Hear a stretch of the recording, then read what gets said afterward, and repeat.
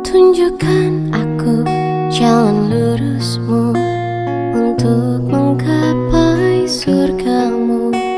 Terangiku dalam setiap langkah hidupku, karena ku tahu hanya Kau Tuhanku.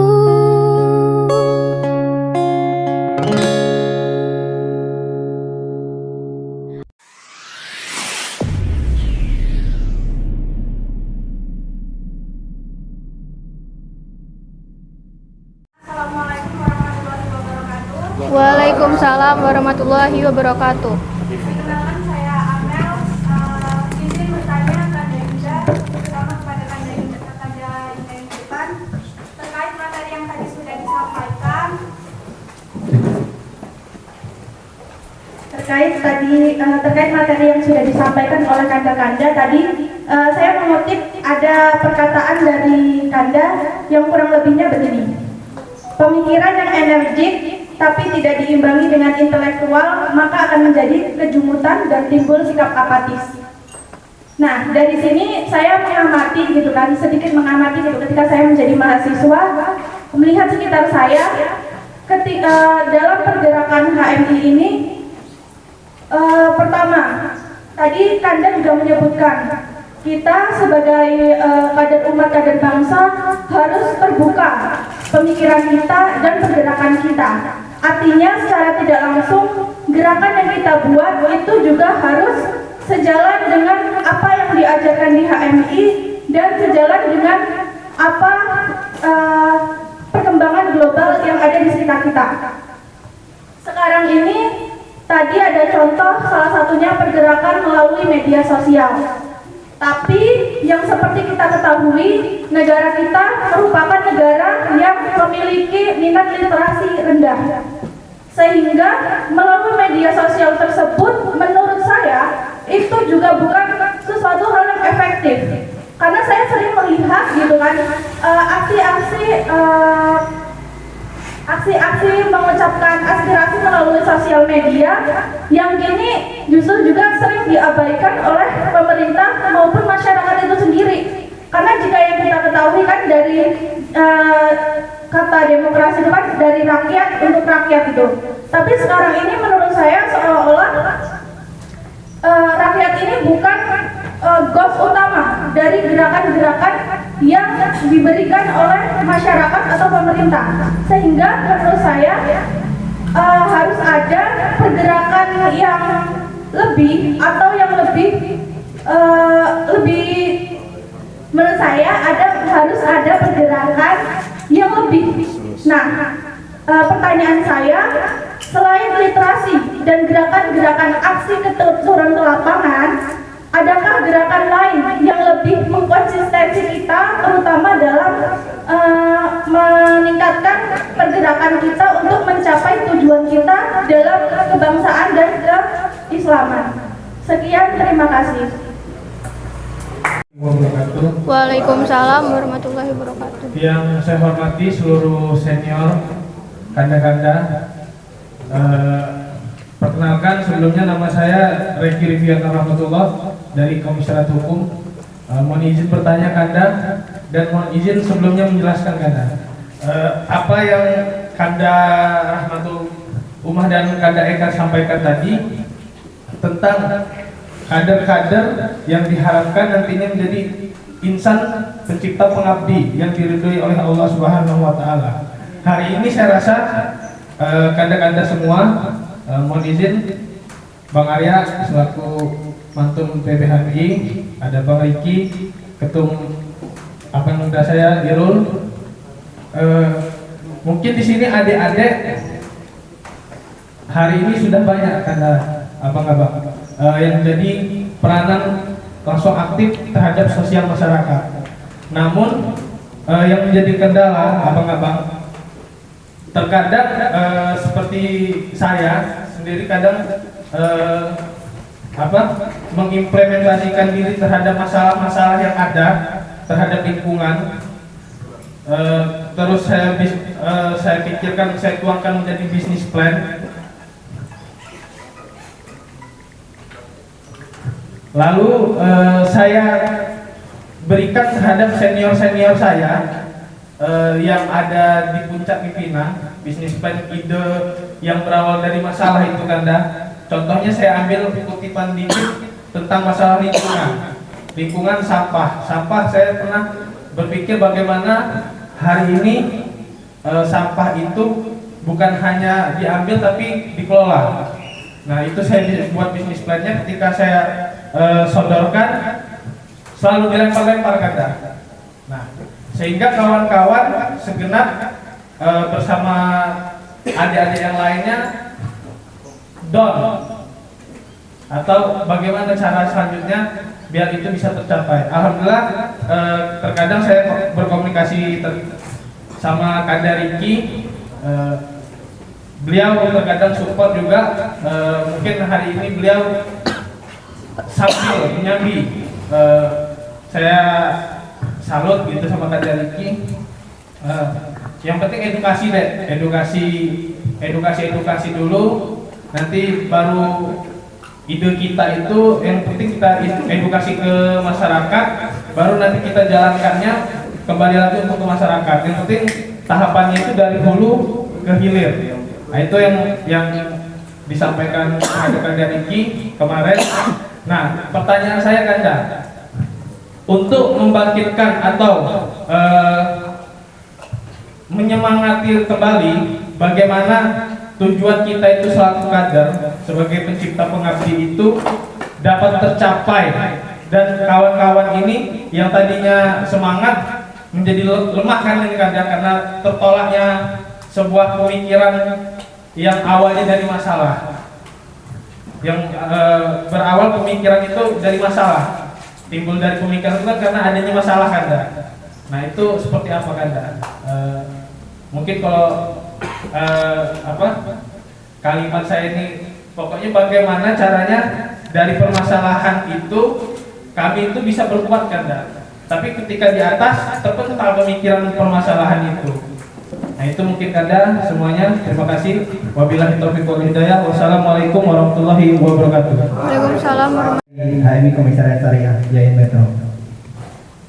Di sini saya ingin bertanya kepada Kanda Rahmat. Tadi saya menangkap Kanda Rahmat mengatakan agen objek, agen perubahan untuk mahasiswa. Dan di sini agen objek itu menurut saya di kalangan kader-kader khususnya HMI Jawa Metro dan mahasiswa sudah hilang menurut saya Bang. Agen kritisnya itu tidak ada, dan itu hanya sekedar nama saja.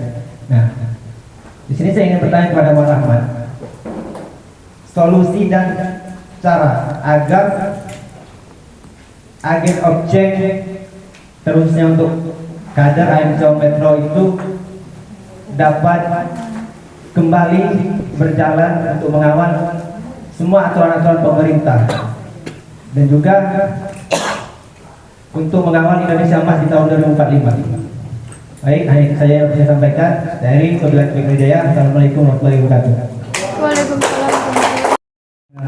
Apa yang disampaikan oleh Bang Rahmat selaku senior HMI yang ada pada hari ini tertarik dengan pembahasan yang menyangkut peran mahasiswa hari ini.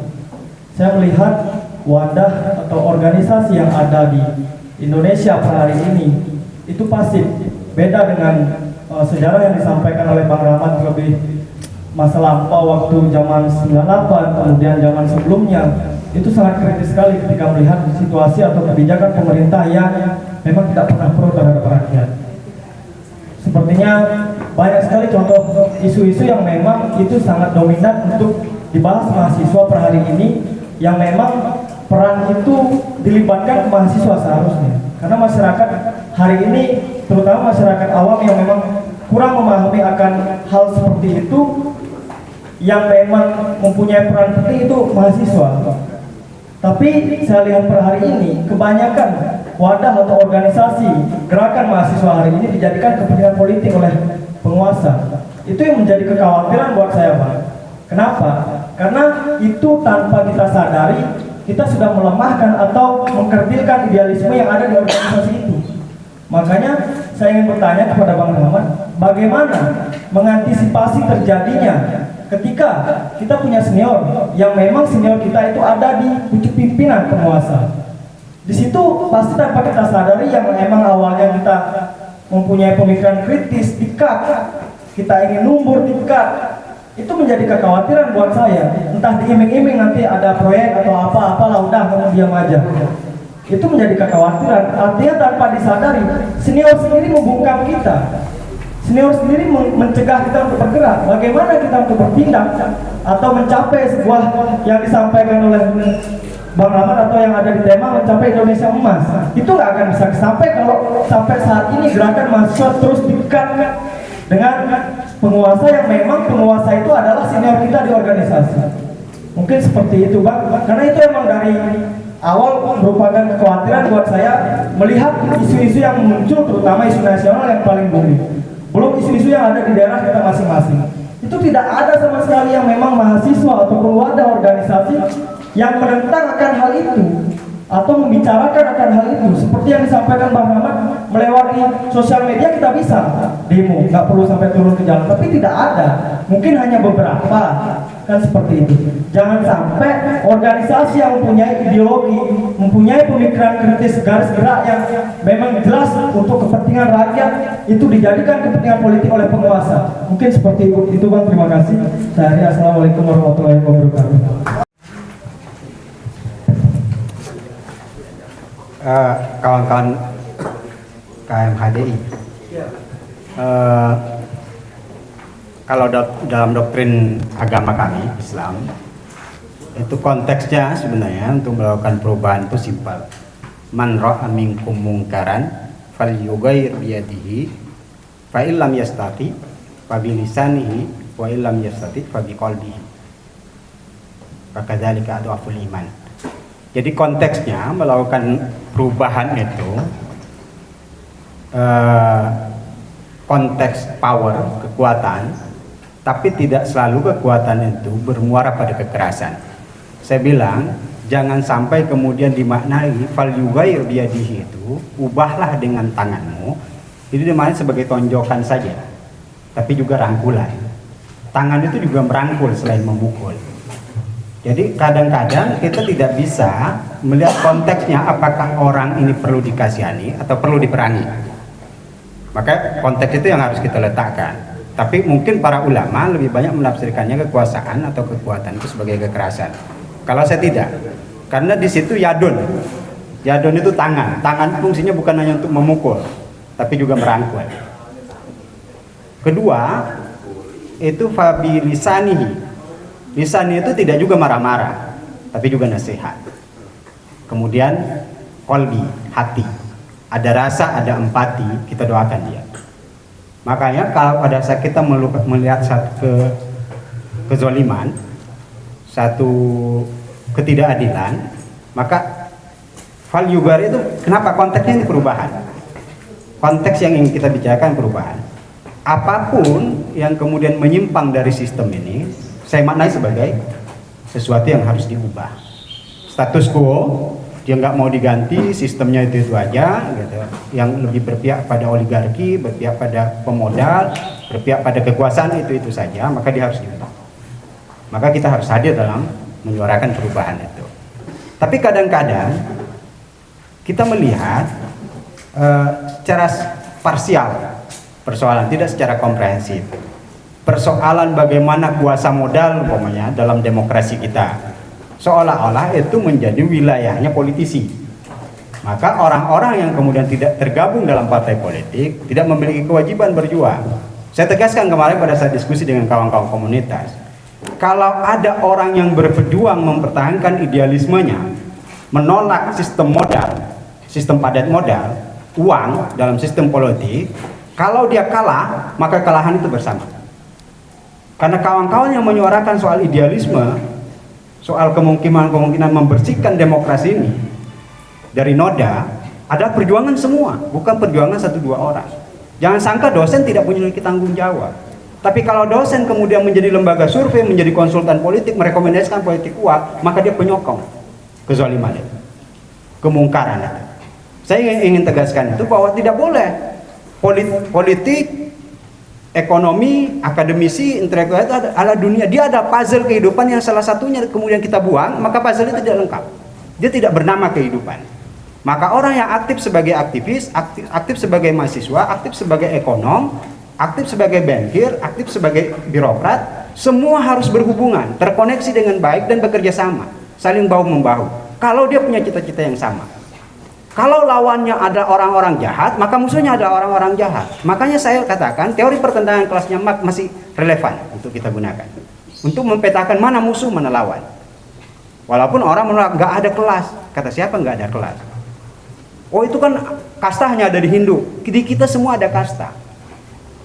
Kalau nggak darah biru susah jadi orang-orang penting. Itu yang kemudian ingin kita tegaskan. Bagaimana kemudian melawan pemangkasan, pembonsaian dari senior? Nggak ada. Tema utama kita, perjuangan utama kita adalah kebenaran. Definisikan kebenaran secara tuntas. Makanya kalau dalam HMI yang pertama itu di urutan pertama, tapi ini tidak boleh tinggalkan. Begitu kemudian kita ngerasa udah selesai terbinanya insan akademis, kita udah baca 1-2 buku, seolah-olah belajar itu selesai. Tidak pernah selesai, sampai alumni juga dia harus tetap membangun idealitas sebagai seorang akademisi, seorang akademik ya, seorang yang terdidik, seorang cendekiawan, seorang intelektual. Dia tetap harus belajar. Nah, frame-nya adalah bagaimana kita mendefinisikan kejahatan, bagaimana kita mendefinisikan sebagai kebenaran. Kalau bulat yakin kita ini sebagai kebenaran, perjuangkan. La ilaha illallah dalam konteks tauhid itu ada kalimat pembebasan. Yang akan kita lawan ada sebuah kejahatan absolut. Yang kita tidak ragu, ini jahat, ini baik. Maka jahat itu harus dilawan. Kalau ketemu senior yang jahat, lawan. Karena dia personifikasi dari iblisnya. Kalau nyuruhnya jahat ya, kontennya jahat. Tapi bukan berarti menanggalkan etika. Kalau dalam konteks dulu kan nggak ada man ra'a minkum munkaran, oh mahasiswa gitu. Nggak ada mahasiswa di zaman Nabi. Tapi apakah Nabi punya senioritas? Punya. Abu Jahal itu senior Nabi. Bahkan saudara dekat kan, senior dekat kan, kerabat masih. Apakah dia lawan Abu Jahal? Dia lawan. Dia berbeda pendapat dalam konteks sejarah Islam. Saya yakin Hindu juga punya cerita-cerita, punya sejarah-sejarah, akar historis di mana kemudian nilai kebenaran itu diajarkan menjadi nilai yang dipegang teguh. Buddha, Kristen itu pasti kita tidak berbeda ya. Yang akan berbeda kan soal ritual saja. Toh semua pengen baik. Tidak ada satupun agama yang mengingat dirinya untuk tunduk pada nilai-nilai ketidakbaikan. Semua pasti tunduk pada kebaikan. Nah, definisi tentang kebaikan kita pasti sama soal persepsi. Kalau penguasa yang korup itu jahat nggak? Ya jahat. Mau apapun agamanya, itu pasti bersepakat itu jahat. Maka itu yang harus dilawan. Kedua, soal media sosial. Saya tegaskan, kata siapa tidak efektif media sosial? Memang kasus Sambo itu lepas dari peran netizen. Nggak ada. Bagaimana kekuatan emak-emak itu mendampingi kasus Lesti umpamanya. KDRT. Sampai akhirnya Lesti dibenci karena dia berdamai. Netizen terbelah. Ya, di antara mempertahankan keutuhan keluarga dan menolak KDRT. Waktu kasus FIFA mau men-skors PSSI sepak bola, netizen berbuat. Waktu kasus office Windows ya, netizen Indonesia berbuat. Ranking pertama pengaruh netizen Indonesia ini dalam mendikte kepentingan global. Tapi apakah kemudian itu diarahkan sebagai kekuatan positif, kekuatan besar yang bisa mengubah dan membentuk perubahan besar? Tinggal kita melakukan efisiensi itu. Kan kita ini sebenarnya berserak lagi, tidak terhimpun. Kita terhimpun jasadnya, tapi kita seperti kerumunan, tidak seperti barisan. Nah, dalam doktrin agama kita safan kabunyanun marsus.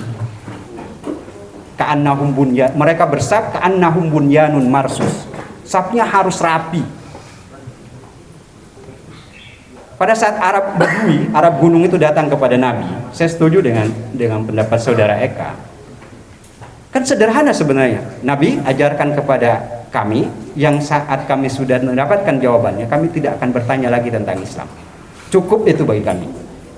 Kata Nabi, kul amantu billah tsumastaqam. Katakanlah aku beriman kepada Allah, kemudian istiqomahlah dengan perkataannya. Pada saat kita mengucapkan dua kalimat syahadat dalam doktrin Islam, kita percaya pada Tuhan secara umum ya. Istiqomahlah dengan kepercayaan itu. Tunjukkan bahwa di hari-hari kita ada orang-orang yang percaya, orang-orang yang beriman. Tindakan, lisan, perkataan kita itu ada orang-orang yang beriman. Maka kita tidak akan pernah gentar. Ini bertentangan dengan iman saya. Ini bertentangan dengan keyakinan saya. Ini bertentangan dengan doktrin Tuhan saya. Maka kemudian ya bismillah. Tinggal kembali pada soal media sosial. Ketiga terakhir yang ingin nanti Saudara Eka menambahkan, berhenti menggantungkan harapan itu pada orang lain, apalagi senior. Poin kita adalah berbuat baik dan konsisten dengan kebaikan itu. Poin kita adalah melakukan kebenaran dan konsisten dengan kebenaran. Ibnu Athaillah itu mengajarkan kepada kita yang pernah baca bukunya, itu tidak boleh satu kebaikan di Al-Hikam, tidak boleh satu kebaikan itu bergantung pada amal. Maksudnya, tidak boleh ada kebaikan yang mengharapkan kebaikan.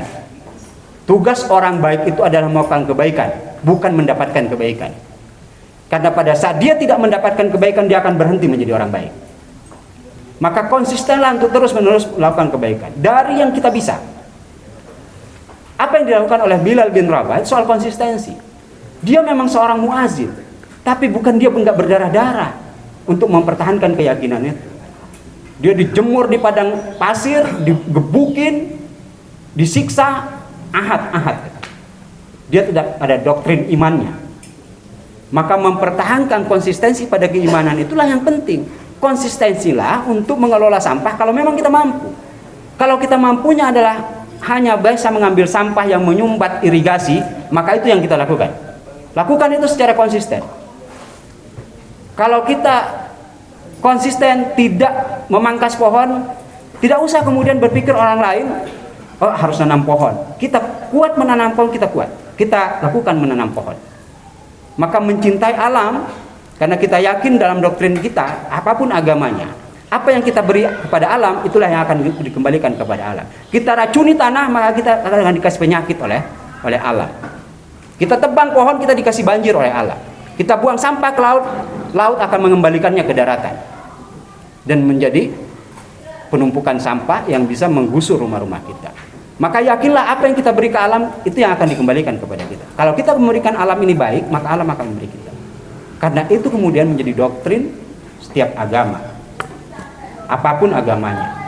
Maka pakemnya adalah kebenaran. Sebagai mahasiswa belajarlah, tak pernah nanti berdialoglah, berdiskusilah, tidak perlu takut dengan perbedaan pendapat. Adu pemikiran lewat Twitter, lewat Facebook, berdebat nggak apa-apa, tapi jangan baperan. Jangan seperti kanebo kering yang kaku saat memang nggak kena air. Jadi sensitivitas kita diukur pada persoalan-persoalan sosial, bukan pada perbedaan yang menyentuh personal kita, pada pribadi kita.